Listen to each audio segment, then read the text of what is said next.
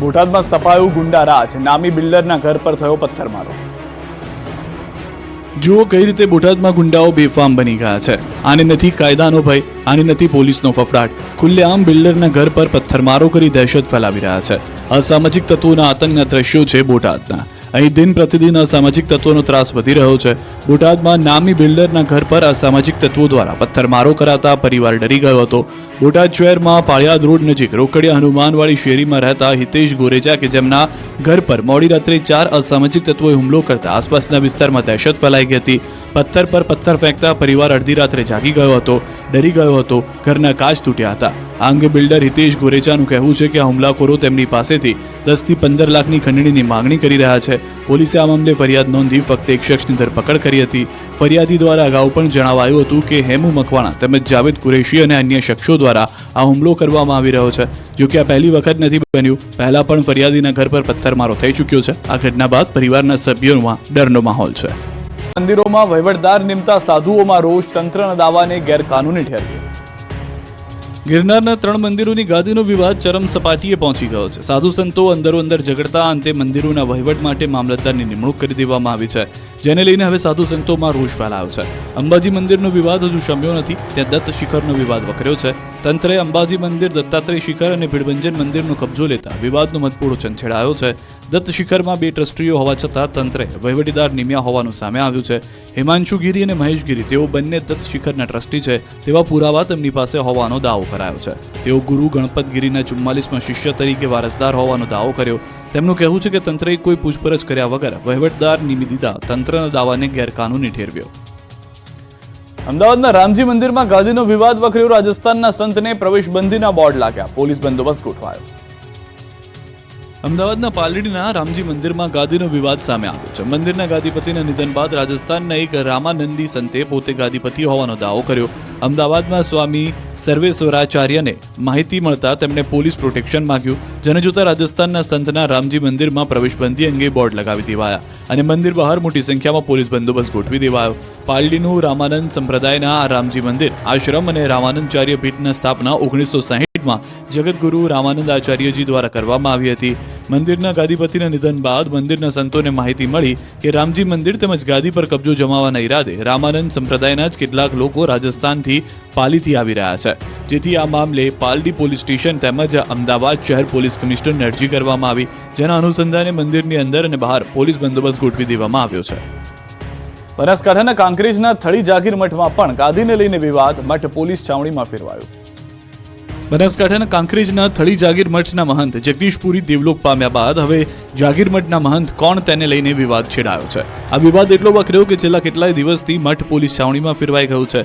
એક તરફ દેવ દરબારના મહંત બળદેવનાથ બાપુ સહિત થરા જાગીરદાર સ્ટેટ દ્વારા શંકરપુરી મહારાજને ગુરુગાદી સોંપાય, તો બીજી તરફ થળી મઠ નજીક આવેલા ગામના લોકો દ્વારા શંકરપુરી મહારાજનો વિરોધ કરી કાર્તિકપુરી મહારાજને ચાદર ઉડાડતા વિવાદ વકર્યો છે।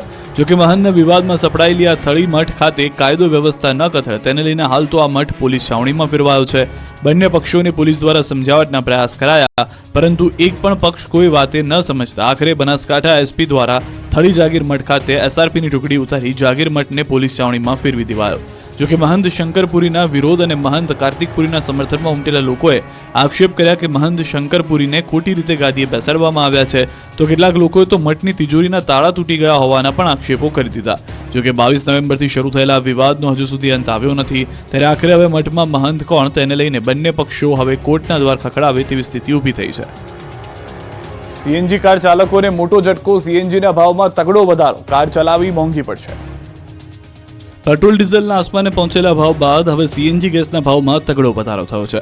પેટ્રોલ અને સીએનજી ગેસના ભાવમાં જાણે રેસ ચાલતી હોય તેમ નવા માસથી ગુજરાત ગેસે સીએનજી ગેસના ભાવમાં કિલોએ ₹1.5નો વધારો કર્યો છે। હવેથી પ્રતિ કિલો ગેસનો નવો ભાવ ₹77.76 ચૂકવવો પડશે। આ ભાવ વધારો આજથી જ લાગુ કરી દેવામાં આવ્યો છે, તો દાદરાનગર હવેલીમાં ₹78.66 1 કિલો સીએનજીને ચૂકવવા પડશે। આ સિવાય પાલઘર અને થાણેમાં ₹78.50 સીએનજીનો ભાવ વાહન ચાલકે આપવો પડશે।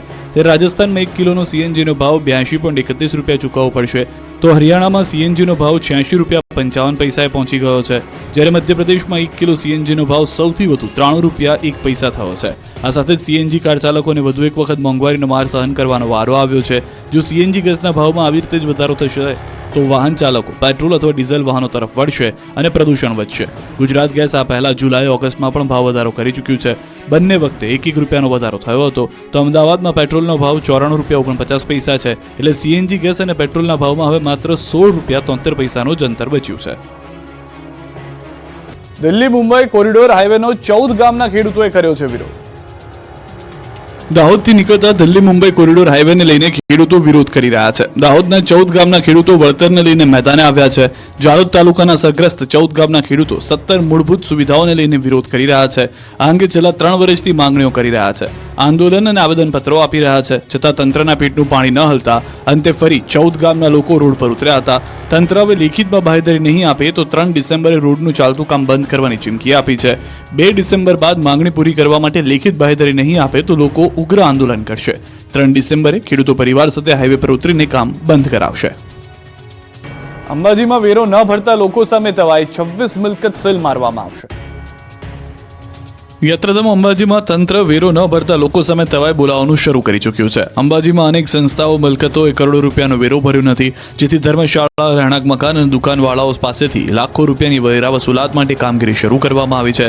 તાલુકા વિકાસ અધિકારી સહિત અંબાજી ગ્રામ પંચાયત સ્ટાફ તથા વહીવટદાર એક્શન મોડમાં જોવા મળ્યા હતા અને મોટી વેરા વસૂલાતવાળી મિલકતને સીલ કરવાની કામગીરી શરૂ કરવામાં આવી છે, જેને લઈને વર્ષોથી વેરા નહીં ભરનાર વેરા બાકીદારોમાં ફફડાટ ફેલાયો છે. 26 ઉપરાંત મિલકતોને સીલ મારવામાં આવશે. અંબાજી શહેરમાં 6 કરોડ ઉપરાંતની વેરા વસૂલાત કરવામાં આવશે. જોકે હાલમાં મોટી રકમના બાકીદારો સામે આ આકરા પગલાં ભરવામાં આવતા ડરનો માહોલ ઊભો થયો છે. ડીસા નગરપાલિકાના પ્રમુખને હટાવવા ભાજપના ધારાસભ્ય દબાણ કરતા હોવાનો આક્ષેપ. બ્રહ્મ સમાજે આપી આંદોલનની ચીમકી. ડીસા નગરપાલિકામાં ભાજપનો આંતરિક વિવાદ સપાટી પર આવી ગયો છે. ભાજપના ધારાસભ્ય ડીસા નગરપાલિકાના પ્રમુખ સંગીતાબેન દવેને હટાવવા માંગતા હોવાનો બ્રહ્મ સમાજે આક્ષેપ કર્યો છે, જેને લઈને ડીસાની પંચ પરગણા બ્રહ્મ સમાજની વાડીમાં જિલ્લાના બ્રહ્મ સમાજના આગેવાનો એકઠા થયા હતા.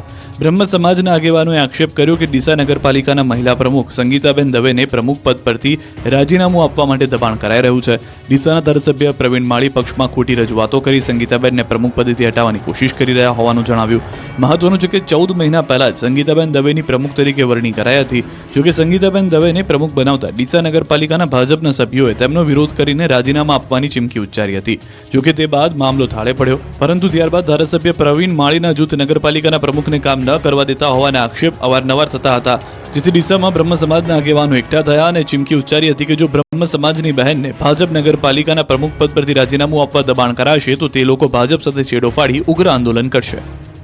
કારમાં black film fancy number plate લગાડી હોય તો કાઢી નાખજો. મોરબીમાં પોલીસની મેગા ડ્રાઈવ. રાજ્યભરમાં પોલીસે નિયમો તોડતા કાર ચાલકો સામે તવાઈ બોલાવી છે. સઘન ચેકિંગ હાથ ધરવામાં આવી રહ્યું છે. ત્યારે મોરબી શહેર પોલીસે મેગા ડ્રાઈવ હાથ ધરી. મેગા પોલીસ ડ્રાઈવમાં એસપી, ડીવાયએસપી, એલસીબી, પીઆઈ સહિત 150થી વધુ પોલીસ કર્મચારીઓ જોડાયા. મેગા વાહન ચેકિંગ ડ્રાઈવમાં 1600 જેટલા વાહનોનું ચેકિંગ હાથ ધરવામાં આવ્યું. Black film, fancy number plate, licence વગરના વાહન ચાલકો સામે કાર્યવાહી કરાઈ. 89 વાહનો ડિટેન કરાયા. 250 વાહન ચાલકોને મેમો. 36 વાહન ચાલકો વિરુદ્ધ કેસ. નંબર પ્લેટ વગર ફેન્સી નંબર પ્લેટ, તૂટેલી નંબર પ્લેટના 80 કેસ. ડ્રિંક એન્ડ ડ્રાઈવનો 1 કેસ કરાયો. કુલ 1,18,000નો દંડ વસૂલાયો.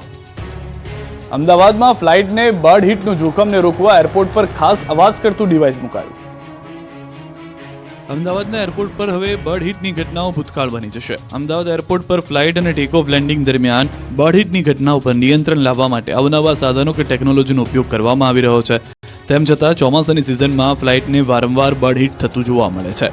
એરપોર્ટની આસપાસ ટીટોડી, સંભડી, કબૂતર, કાંકણાસર જેવી વિવિધ પ્રજાતિના પક્ષીઓ મંડરાતા હોવાથી ટેક ઓફ કરતા અને લેન્ડિંગ કરતા વિમાનોને નુકસાન પહોંચાડે છે, સાથે પેસેન્જરોનો પણ જીવ જોખમમાં મુકાય છે. ત્યારે આવી ઘટનાને રોકવા રનવે પરથી પક્ષીઓને ભગાડવા ફોલો મી જીપ ઉપર ખાસ પ્રકારના અવાજ કરતું ઉપકરણ લગાવ્યું છે, જેમાંથી અવાજ આવતા પક્ષીઓ રનવે પરથી દૂર થઈ જાય છે. રનવેની આસપાસ મૂકવામાં આવેલું સોલારથી ચાલતા ડિવાઇસમાંથી વિવિધ પ્રકારના અવાજો આવે છે, જેનાથી પક્ષીઓ રનવે પર આવતા અટકે છે. ફ્લાઇટના લેન્ડિંગ ટેક ઓફ પહેલા જ અવાજ કરતા ડિવાઇસ રાખવામાં આવ્યા છે. વ્હીકલ માઉન્ટેડ એકોસ્ટિક ડિવાઇસ અકસ્માતો ઘટાડશે.